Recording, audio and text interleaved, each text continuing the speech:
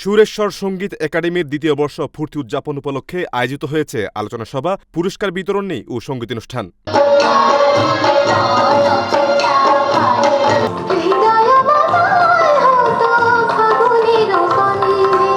নিঝুম চৌধুরী ও অনন্যা চক্রবর্তী সঞ্চালনায় এবং অ্যাডভোকেট কৃষ্ণচন্দ্র লাল দাস এর সভাপতিত্বে সোমবার চট্টগ্রাম জেলা শিল্পকলা একাডেমি মিলনায়তনে সুরেশ্বর সঙ্গীত একাডেমি পরিবারের পরিচালনায় এই আয়োজন উদ্বোধন করেন স্নিগ্ধা আচার্য।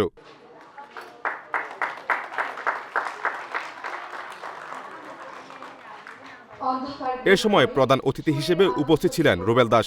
সংবর্ধেয় অতিথি হিসেবে উপস্থিত ছিলেন সুদীপ্ত সেনগুপ্ত, এম কৌশিক আহমেদ, ফারুক তাহের, স্বপন দাস, কান্দায়া উস্তাদ। তারা মনে করেন সুরেশ্বর সঙ্গীত একাডেমির শিশুরাই সুপ্ত ও সুন্দর শিল্প বিনির্মাণে দেশের জন্য কাজ করবে এবং দেশের শিল্প ও সংস্কৃতিকে বিশ্বের দরবারে তুলে ধরবে।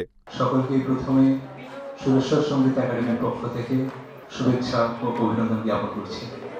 সাথে সাথে কিছুক্ষণের আগে শুভ উদ্বোধন ঘোষণা করেছেন। সম্মানিত অতিথি হিসেবে আরও উপস্থিত ছিলেন বীর মুক্তিযোদ্ধা নীলরতন দাশগুপ্ত ও সুকান্ত বড়ুয়া। বিশেষ অতিথি হিসেবে উপস্থিত ছিলেন বালাই আচার্য বরুণ, সেলিম নূর, বাবুল দাস। প্রধান বক্তা হিসেবে উপস্থিত ছিলেন আব্দুল মোনাফ এবং স্বাগত বক্তব্য রাখেন ইমন মজুমদার। সুরেশ্বর সঙ্গীত একাডেমির সদস্যদের সঙ্গীত পরিবেশনায় ও দলীয় নৃত্য পরিবেশন করেন পদ্ম নৃত্যালয় ও Alokmanjuri Nrityashram. Desk news, CRS TV.